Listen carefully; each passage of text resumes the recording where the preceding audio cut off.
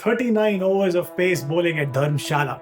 A team losing from 51 for no loss in the first 3 overs. And will the real Delhi Capitals team please stand up?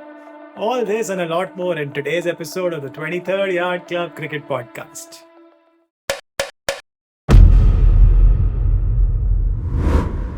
Delhi Capitals look to have taken all the criticism to heart because someone up there in the management has very evidently told them that their brand of cricket this season has not just been outdated but also quite mind-numbingly sleep-inducing. Or they might have shown him videos like this. But as you look at another season go down the drain for Delhi Capitals, I felt the same nothing I'd always felt when it comes to them. I also feel a dullness associated with this team, a numbness to defeats, a shrug of the shoulders, a life happens and the sun will rise again attitude. An attitude that reeks of, as long as we are winning the odd game and making it to the playoffs every 3 or 4 seasons, we're fine, the fans will keep coming back. This is the 19th season of the IPL and they are all but out of the tournament as well, which means that over these 19 seasons, Delhi have made it to the playoffs a mere 6 times. The last time they did that was in 2021, 5 years ago. What a change of showing. What a change of mindset. What a refreshing manner in which they chased down the Punjab Kings score. Leading me to ask, where was this Axar Patel before? Where was this mindset before? Now, there is no doubting that Punjab Kings should have defended 210 on a pitch that, in Shreyas Iyengar's words, was not just seaming around, but also had variable bounce on it. Iyer even said that his team was over par by 30 runs. That's kind of a number that you typically do not hear captains say, describing their own score at the end of the match. Now, I'm not sure that it was that difficult to surface. There were those areas on it from where the ball could do a few things, but batters also found their range of the ball was up to them, while the batters found it tougher to control the movement if they got too close to the middle stump. Punjab fast bowling coach James Hopes was candid enough to say in his mid-match interview that the game could very well run away from them and it could do that very quickly because the outfield was wet. Any kind of room outside and a boundary was almost par for the course. So no, at best, it looked like the conditions favored both sets, the batters and the bowlers, depending on who took home the advantage on that particular ball or in that particular over. But yes, Iyer is right in expecting a better job from his bowlers and fielders, which did not happen. They sent down 17 wides and a no ball. That's 17 wides and a no ball in a T20 game. And that's not just a lot of poor bowling, but also a truck full of wicket-keeping fumbles from Prabsimran Singh. There are a few other fumbles on the field as well, but more importantly, on a day when Arshdeep Singh bowled the spell of the game, he also dropped the catch of the match, a sitter at mid-off where Axar Patel was on 25. He would go on to make 56, but more vitally, his partnership with David Miller would add a further 62 runs of just 34 balls. A wicket at that stage would have meant 2 and 2 after Tristan Stubbs had been run out of the previous ball. Till the drop of Axar Patel, Ricky Ponting would have been chuffed with the way things had gone in their defense.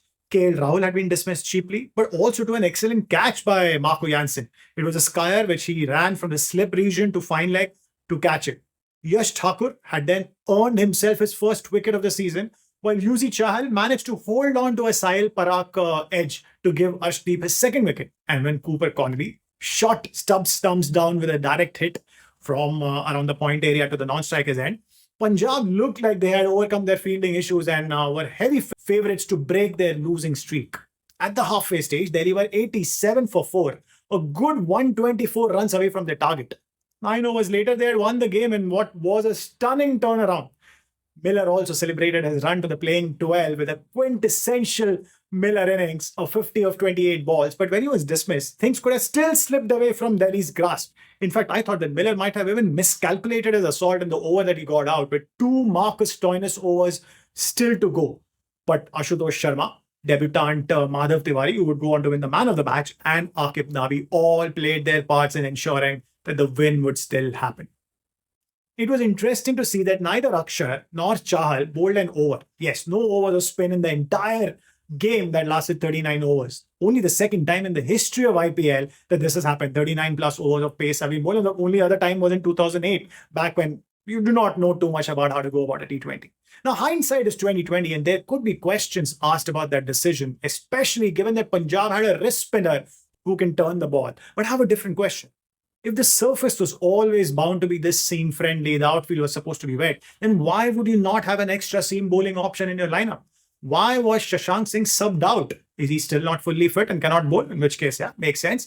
Lockie was injured, but could they have played Azmatullah Omar Zai ahead of, say, a Cooper Connolly? He can bat, he can bowl as well. Seam up. And going back to the Chahal question, surely you can trust your leading leggy to do a decent job irrespective of the conditions? Iyer was asked about the Chahal question, but he spoke about the seaming conditions being the reason behind his decision not to bowl Chahal.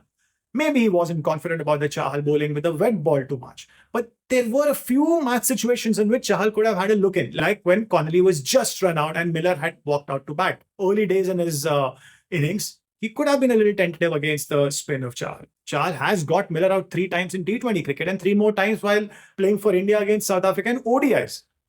Definitely worth a try. And we need to talk about the pitch and conditions itself. It's not often do you have a team at 72 without loss at the end of the power play and you tell yourself, the batters are still all at sea against this bowling. Because that's exactly what I thought watching Prabh Simran and Arya bat. Now, Arya did his part and he was peppered with some short stuff, given that now everyone knows that that's where some potential chinks lie and he might work on them and get better. And he had his challenges in this game, but he kept going after the bowling, hitting 6 sixes in the process. But how often do you have a team get to 51 without loss in 3 overs and score just 72 in 6 without losing any wickets? So it wasn't a fall of wickets that slowed them down. It was that pitch. It was those conditions that made it difficult. How often does a captain bowl someone 3 successive overs in the power play despite the batters getting to 51-3?